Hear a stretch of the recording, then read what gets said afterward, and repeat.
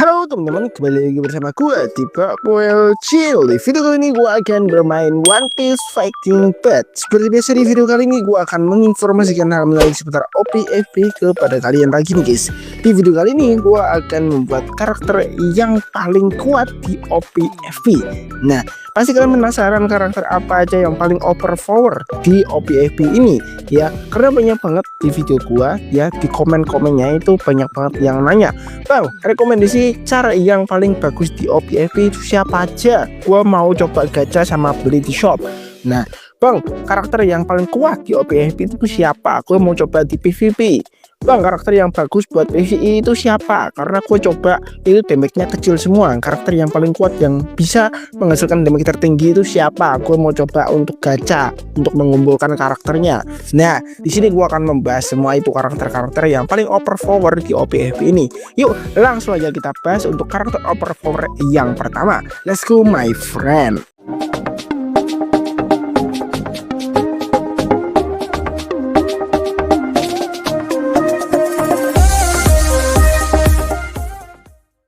Oh yes, kita langsung aja masuk ke karakter yang emang worth it untuk dimiliki dan dia itu overpower, mau itu di PvP mau itu di PvE ya. Di sini gua akan membahas total 6 karakter. Yang satu itu solo, yang satu itu berpartner ya, atau duet maut ya. Oke, kita akan membahas karakter yang paling bawah dulu tiernya, yaitu adalah tier 6 ya. Di sini gua akan membahas 6 karakter ya. Yang pertama di sini ada Sanji WCI. Yap, betul sekali. Kenapa karakter Sanji WCI ini sering banget dibilang karakter overpower? Banyak banget para sepuh-sepuh itu merekomendasikan untuk mengambil Sanji WCI buat kalian para pemula. Ini kenapa? Ada alasannya guys ya.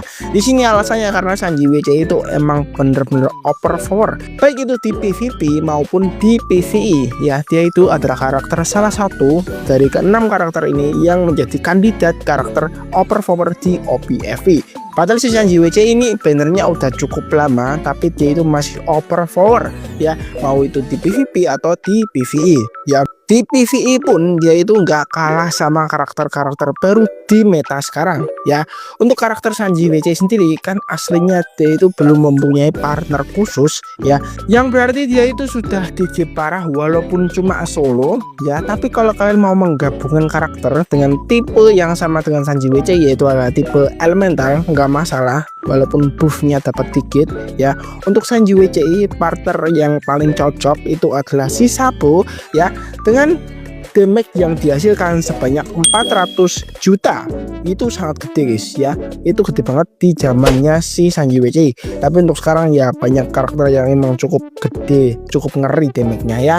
Dan juga untuk Sanji WCI ini apakah worth it untuk PvP? Jawaban gua yap, betul sekali. Tapi untuk Sanji WCI emang mekaniknya cukup ribet ya.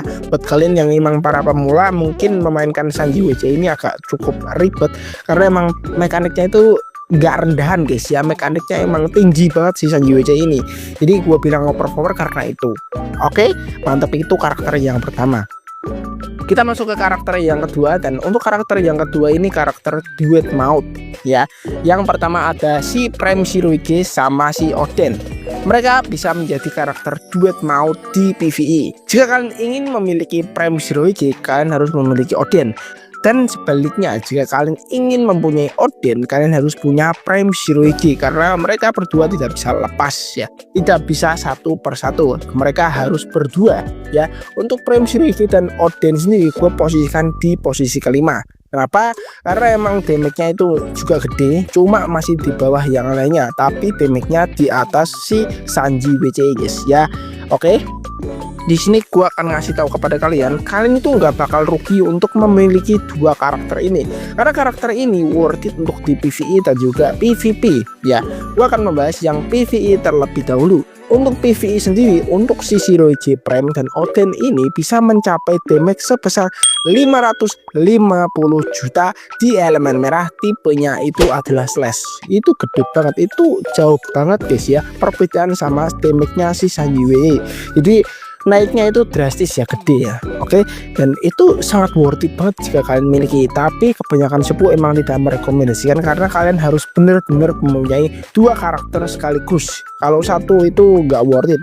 Damage-nya mungkin emang bisa dibilang setara sama Sanji WC kalau solo. Tapi kalau duet maut ini bisa gede banget damage-nya guys ya.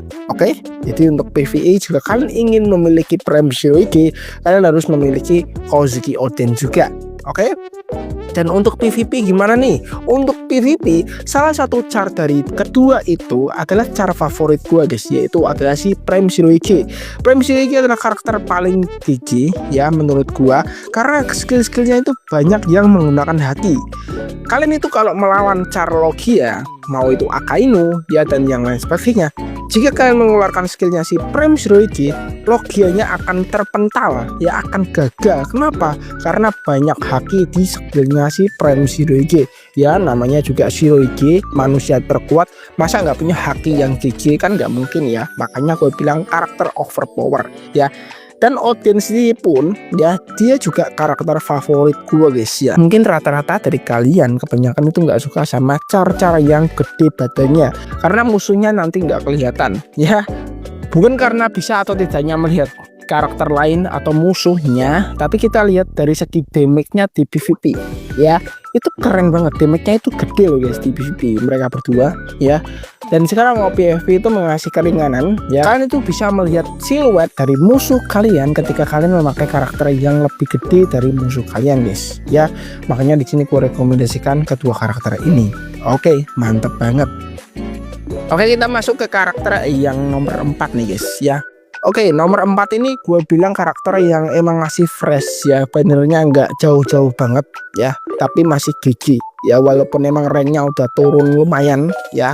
Di sini ada Luffy Taro X Jinbe NW ya, betul sekali. Luffy Taro benernya masih muda ya, belum terlalu ketinggalan jauh, tapi untuk si Jinbe NW udah jauh banget ya, itu udah setara sama Sanji WC. Tapi gara-gara ada si Luffy Taro, Jinbe NW bangun lagi guys, bangun dari tidurnya ya.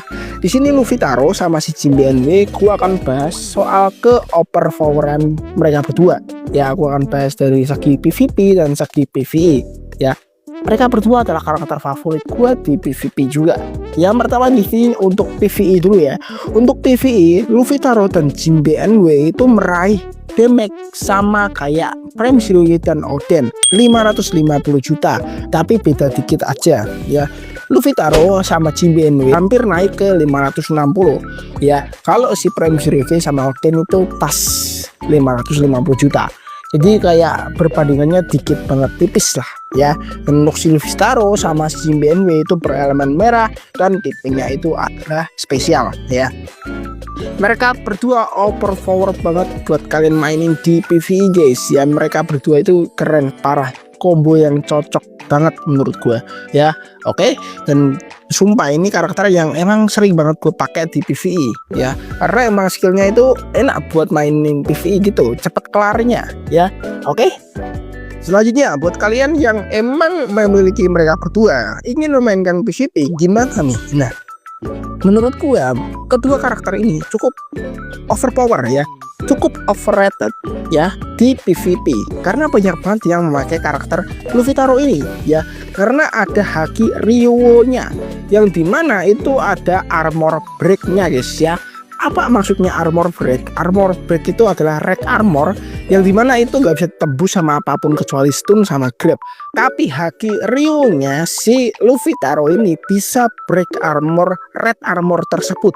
Itu keren banget ya, yang biasanya kita bisa tembus kalau emang kita memakai red armor dengan profon seadanya ya. Ini nggak bisa, kalian langsung kena profonnya si Luffy Taro.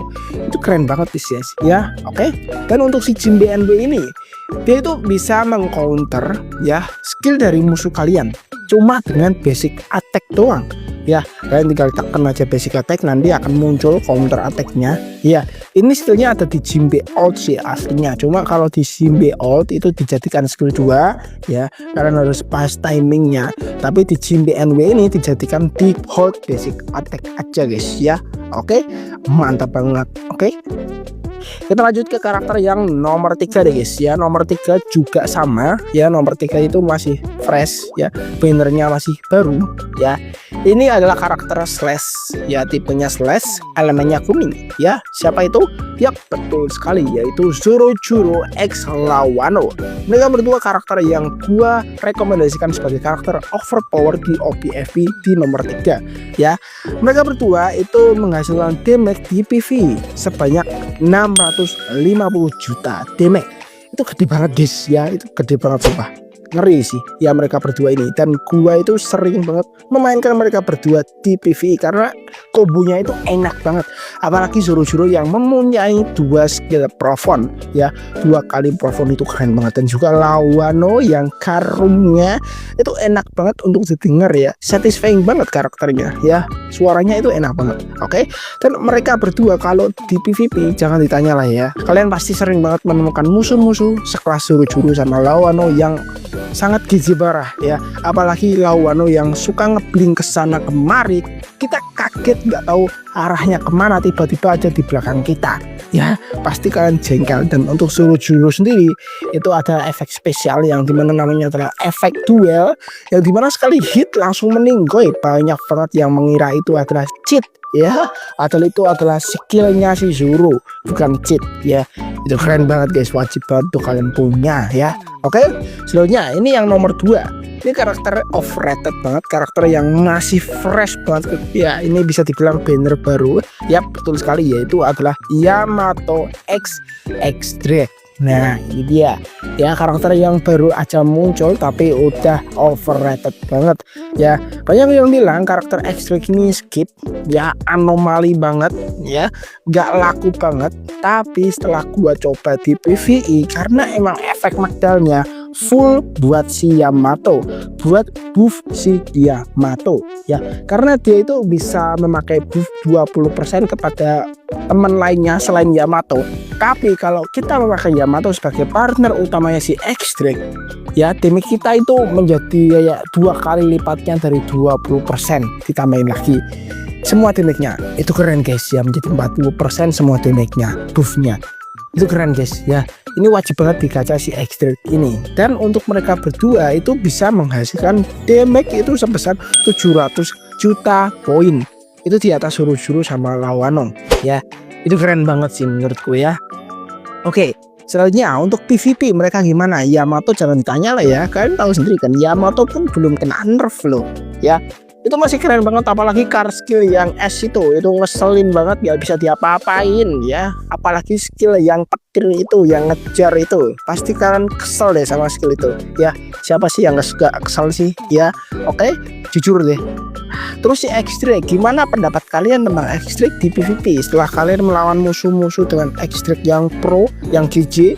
Rasanya gimana guys ya, diterbain pakai huruf X ya? Pasti kalian sangat kesel ya, apalagi pas berubah jadi dinosaurus ya, pas dia mengaum tiba-tiba aja berubah dan itu lama banget ya. Kesel gak sih kalian?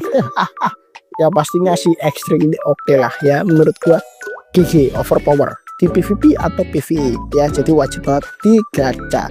Oke, selanjutnya untuk yang terakhir nih guys ya, yang nomor 1 yang menjadi King of PvE ya, yaitu adalah si Kaito X Queen. Ini adalah karakter yang emang overrated banget dan overpower banget di OPFP untuk meta sekarang ya. Buat PvE sih, kalau PvP nanti gue jelasin ya. Untuk PvE sendiri mereka berdua bisa menghasilkan damage paling gede di OPFP, yaitu sebesar 800 juta poin di elemen hijau dan tipe Brave. Ini gede banget ya, beda sama yang lainnya. 800 juta poin loh guys, ini gede banget sih sumpah, gue gak habis pikir banget ya. Ini karakter yang emang paling gede damage-nya untuk meta sekarang sih. Gak tahu nanti kedepannya apakah ada damage melebihi Kaito dan Queen ini, gak tahu deh, kita lihat aja nanti pas udah ada hadir karakter-karakter baru ya. Oke, jadi si Queen ini menunggu partner utamanya si Kaito udah beberapa lama dan akhirnya muncul, dan damage-nya si Queen akhirnya terungkap juga gede banget guys ya. Gede banget sumpah, ya ampun, gue sampai gak expect banget lah ya. Oke, Selanjutnya untuk mereka berdua di PvP gimana nih? Oke, gue jelasin sendiri. Kaito itu awalnya pas di PvP gue itu kurang suka karena emang jalannya lambat. Ya gue emang akui sendiri skillnya emang agak kurang. Pas gue coba sendiri ternyata emang udah oke ya damage-nya ya. Sama dia itu keras banget ya untuk defense-nya ya. Itu keras, armornya gede banget. Dan sekarang si Kaito ternyata di nerf saking OP-nya guys ya. Tapi bukan lebih di nerf nih, lebih di adjustment ya. Ada yang di nerf, ada yang di buff ya, jadi gitu. Untuk si Queen sendiri juga usah ditanya lah ya, pasti skillnya itu banyak yang ngeselin. Gue itu juga kesel sama musuh yang pakai Queen di PvP rank ya. Skillnya itu sulit untuk ditebak gitu guys ya. Kadang skill 2, kadang skill 1, mana skill 2 nya itu jauh banget jaraknya. Kesel banget gue sama si Queen ya. Jadi untuk mereka berdua menurut gue overpower di PvP sama PvP lah ya. Oke, gimana menurut kalian? Ini adalah daftar karakter-karakter yang overpower banget di OPFI di meta sekarang guys ya. Wajib ada di akun kalian ya. Wajib banget kalian hapus saja karakter-karakter yang kalian favoritkan. Jangan gacha karakter ini guys yang gua rekomendasikan. Ini karakter yang emang worth it banget untuk dimiliki di akun kalian ya. Overpower banget di OPFP untuk meta sekarang. Oke, jadi cuma itu aja untuk karakternya ya. Videonya sampai sini juga ya. Semoga bermanfaat buat kalian. Terima kasih yang sudah menonton. Sampai jumpa di next video. Bye bye.